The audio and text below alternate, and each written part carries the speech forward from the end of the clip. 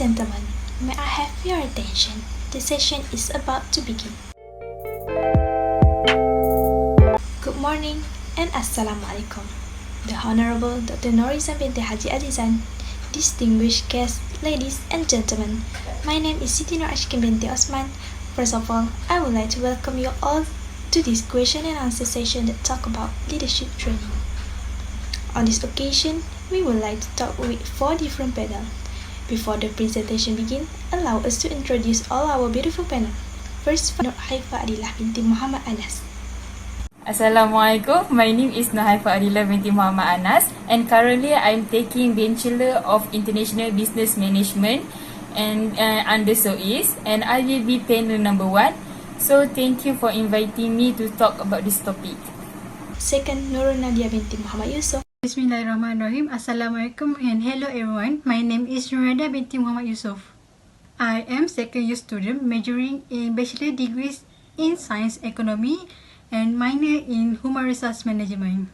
I am 22 years old and second finalist. Thank you for inviting me to be a finalist for today's training program. Hope all of you can give full attention and excellent cooperation. Thank you. Third, Nur Atira binti Ramli. Hi, my name is Nur Atira binti Ramli. My course is International Business Management, School of Law, Government and International Studies, which is called GIS, and I'm 22 years old and I am a third panel for this program. Lastly, Fatin Huwaina bin Hasbullah. Assalamualaikum and hi, my name is Fatin Huwaina binti Hasbullah and my age is 21 for this year. I'm studying in Bachelor of Science Economics and I'm student from University Utara Malaysia. I'm the 4th panelist and thank you for inviting me. The committee member for this program have already prepared the question and I will ask the panel 3 questions. And the panel will have 2 minutes to respond to each question.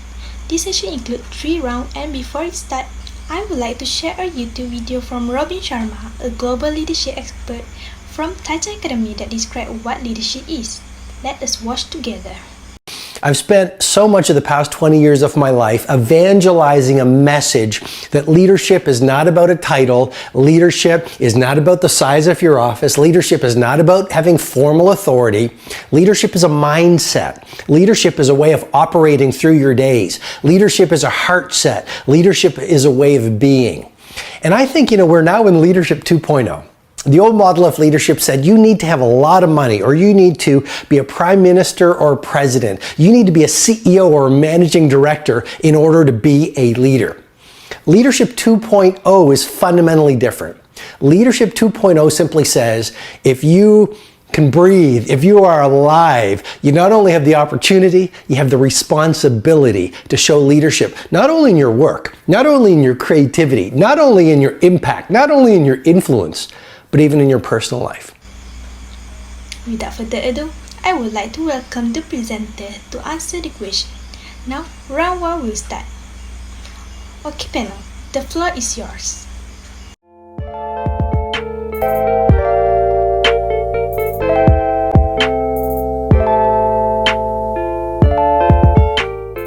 There are 6 key personality traits that leaders should have. The first one is strong influencing behavior. Leaders, no matter what level they are at in the organization, need to know how to influence and persuade their peers, whether pitching a new ideas or trying to change a department's way of thinking. Effective leaders communicate with empathy. And then number 2, emotional resilience. Sometimes it doesn't matter how persuasive you are, business doesn't always go as you plan.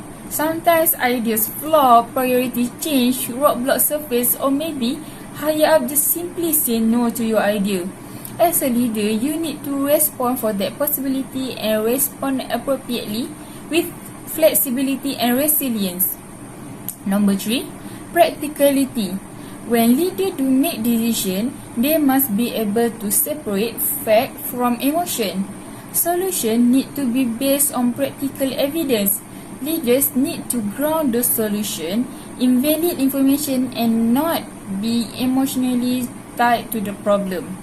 And then, Number 4 is extroversion. Okay, this isn't to say that introvert cannot be leaders. Instead, it's your responsibility as a leader to communicate with transparency and collaborate with your peers. And then you cannot just simply lock up yourself in your office the whole day. You need to communicate with your colleagues. Number 5, self-control. While extroversion is a beneficial trait, you also need to practice self-control. Whether you need to stop and think before hastily responding to a colleague or stop talking altogether. Effective leader should listen and focus not on what they should say but on what being said. And then the last one, number 6, is ability to solve problems. Effective leaders need to think abstractly and solve diverse problems quickly. So that's the 6 trait that the leader should have.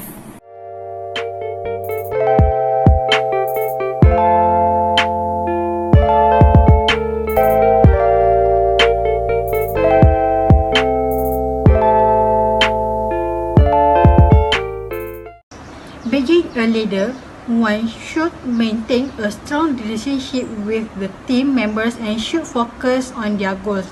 Simultaneously, as a leader should inspire and encourage his or her team to work hard and give their best.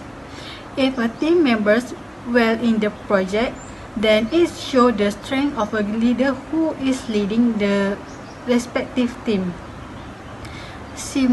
Simultaneously, a leader should inspire and encourage his or her team to work hard and give their best. If a team performs well in the project, then it shows the strength of a leader who is leading the respective team. Even though a leader is capability of finishing on tasks on his own, he will distribute that particular task among the team. If a leader did not do so, then he will end up with a lot of work on himself and cannot complete the task on time. This can be considered as a leader's weakness.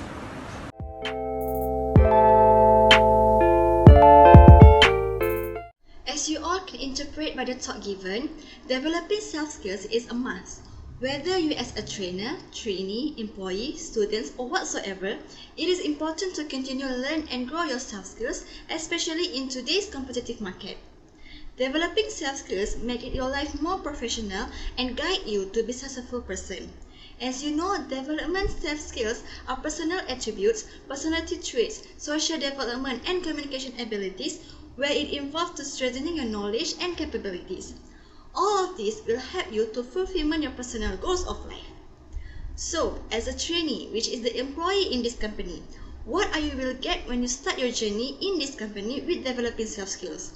Of course, you can increase your career opportunities, employment opportunities, show a very high caliber employees, and shows that you have a strong self-esteem.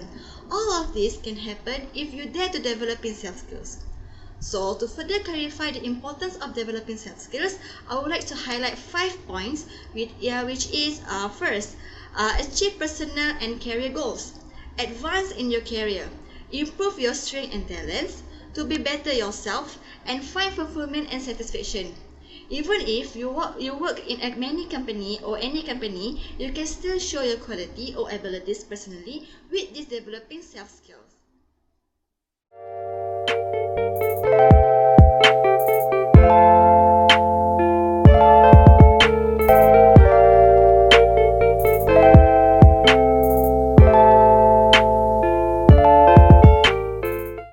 When there is a disagreement, my first step is to understand the perspective of each person involved.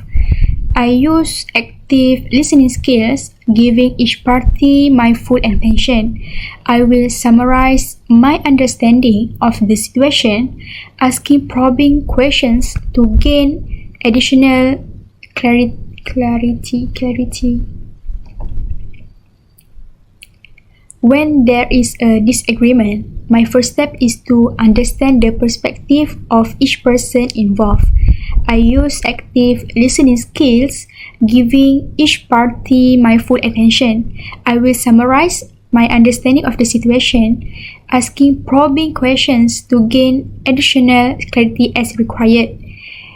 At that point, my goal is to facilitate conversations that lead to resolutions.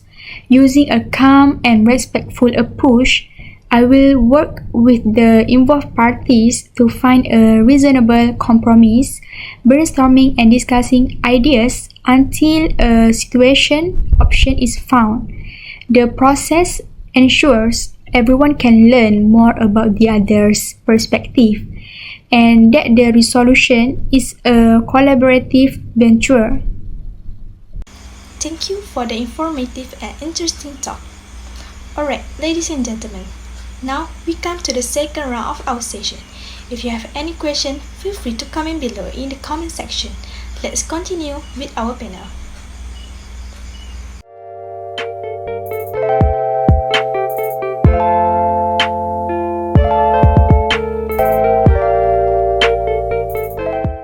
So, why does a manager need leadership abilities? It should be self-evident that a manager needs leadership abilities, even though according to traditional definition, a leader directs the vision of the company and the manager sets specific operation. But a manager still needs leadership skill in order to be effective. It bears repeating that the fast-changing business environment necessitates that a manager take on a more big picture, flexible approach that we often associate with leaders. The managerial leaders explore soft leadership, for which today employees have an affinity. A team member's morale benefit from being treated like colleague.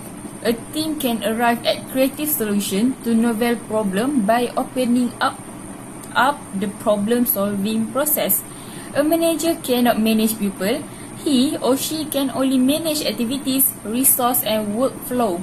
Since a manager can only manage how people produce results, the only option for the managerial leader is to lead people, not manage them. So, in today's business, environment should be transparent and collaborative.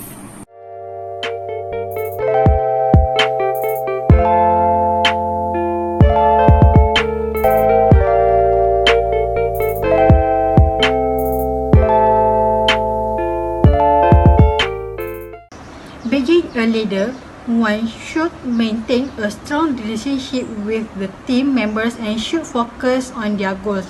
Simultaneously, as a leader should inspire and encourage his or her team to work hard and give their best.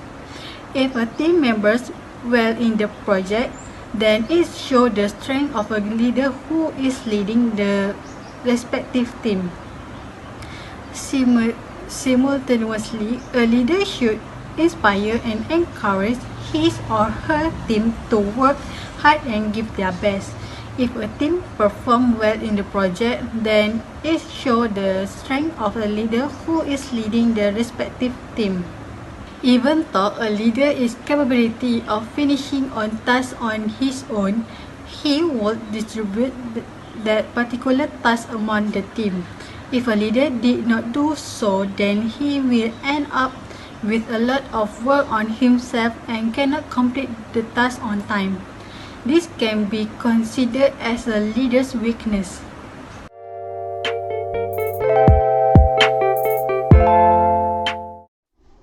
There are many qualities that should have in individual when talking about training today. Why? Because today's job market is very competitive, which many students or future employees be prepared to be the chosen one in each company. So your interpersonal skills are the key consideration when talking about the qualities of employee. The key of interpersonal skills is including a good communication. One aspect is the ability to be diplomatic when necessary, as you need to be able to deal with people in difficult situations. And meanwhile, strong listening skills will help with this. It also requires the emotional intelligence to understand people's feelings, motivation, and behaviors. Other than that, being able to empathize with other people also is help to build strong working relationship. Alongside, the ability to take a flexible approach is actually having a good grip on prioritization, organization, and time management. The importance of problem solving and analytic skills also are essential. As the work can be stressful, resilience and a calm attitude under pressure are essential too. So here, if you can see, there are many skills related to your personal skills that should be focused on.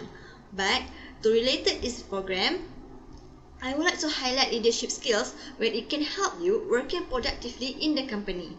As I mentioned in the talk before, leadership here, it is not to the top tier management only, not for managers, supervisor, and so on. All employees need to have these qualities of skills. Leadership skills just I want to focus on, which is I just want to focus 5 qualities. Okay, first, it is important that employees are good communicators. Being able to effectively communicate with other team or with their team also and employees is a vital in any position. As a very vital position of leaders, here's a need to be focused on good communication skills. Second, leaders need to display a great deal of empathy. This involves understanding others' wants, needs, and concerns. Even you are not the leaders, but empathy skills can earn trust and respect from your colleagues and employees. The third, positivity can go for a long way in boosting morale and promoting a healthy work environment in general. Okay, all employees should have a good attitude and stay positive throughout their everyday tasks. Fourth, when you display a reasonable amount of confidence, you can help motivate others as well as giving them hope for the companies. 5, and the last is responsibility.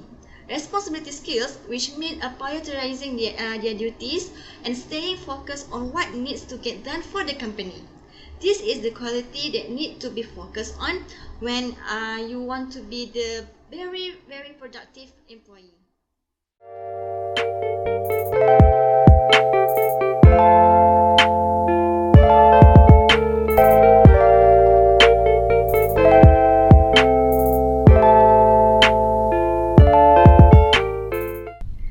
Okay, first, I think that communication skills are crucial. I regularly use active listening when communicating with others, ensuring I fully understanding their perspective. Additionally, since I have regularly worked with stakeholders who don't have the same level of specialty expertise, I have found that the ability to take complex ideas and simplify them is paramount of success. However, communication alone isn't enough. Accountability is also vital, so it allows me to lead by example. Similarly, critical thinking is a core component for strategic planning and served me well when I lead a project with my past employer, which was completed on time and ultimately exceed expectations. Again, thank you for contributing your question and concern. I have taken the most often question and I will be posting them to our panelists. We want to address as many questions as we can, but we are out of time. But don't worry, you can ask the panelists additional questions by sending them a message using the contact information provided below. Let's move to the third and final round of our Q&A session.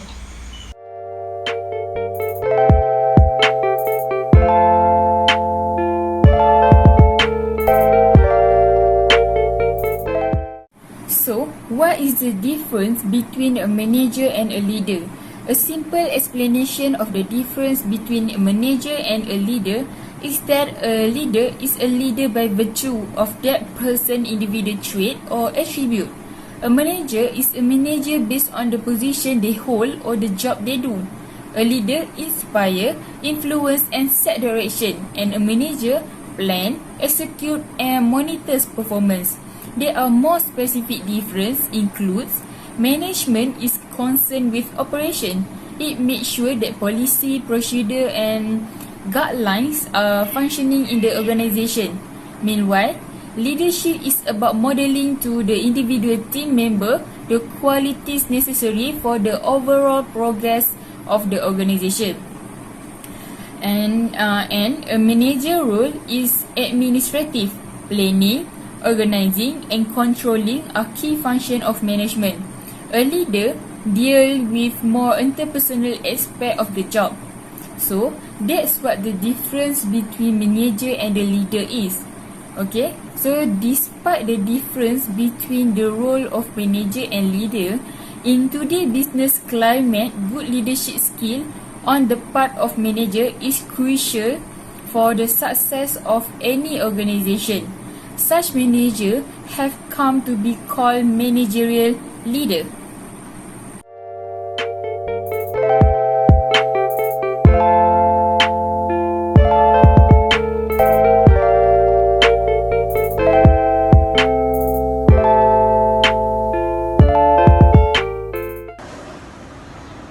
The role of leader involves two duties. As a leader, he should act as a team member and simultaneously he should act as an individual to drive the whole team. A leader should ensure that all his team members are on the same path towards the end goal, which in the turn leads to organizational success.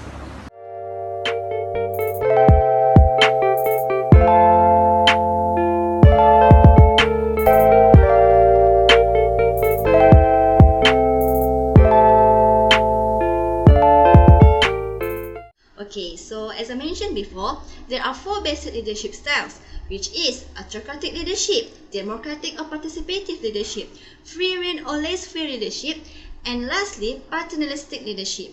Okay, then first, the autocratic leadership. Autocratic leadership, which a leader gives orders which must be obeyed by the subordinate. He determines policies for the group without consulting them and does not give a detailed information about the plans, but simply tells the group the immediate step they must take. Okay, generally, this kind of leader like to hear and consider subordinate ideas and suggestions. But when a decision is to be made, they turn out to be more autocratic than benevolent. Okay, second, the democratic leadership. Democratic leadership, which a leader usually gives an instruction only after consulting with the group. This leader sees to it that policies are worked out in a group discussion and with the acceptance of the group. Okay, mostly democratic leadership solicit employees' participation and respect their opinions. Third, the free rein leadership, which is the styles allow maximum freedom to the followers. It gives employees a high degree of independence in their operations. A free rein leader completely abdicates his leadership position to give all responsibility of most of the work to entrust to him to the group which he is supposed to lead, limiting his authority to maintain the contact of the group with person outside the group. Okay, last but not least, the paternalistic leadership is where the leader assumes that his function is paternal or fatherly. Okay, this kind of leaders has attitude that of treating the relationship between the leader and the group as that of a family, with the leader as a head of the family. So it willing to help, guide, protect and keep his followers happily working together as a member of a family. Okay, likely to provide them with a good working condition and employee service. This mode of leadership produces a good and quick result if the followers are highly educated and brilliant and have a sincere desire to go ahead and perform with the responsibility. Okay, that's all.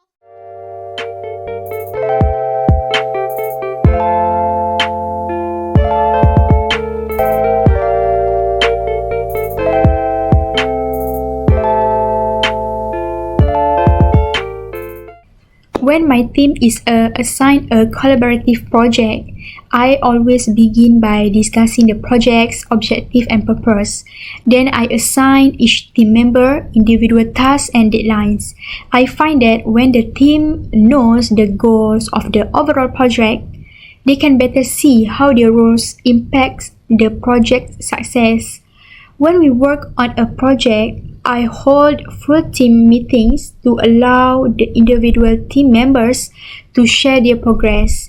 I try to celebrate the team's hard work to keep them motivated. I also check with each team member to see their progress, address any risks or deadlines issues, and provide additional clarity. Checking in outside of the group meeting can make team members feel more comfortable sharing if they need extra help. I find that the progress of remaining available to my team and encouraging their success allows them to stay focused and feel supported.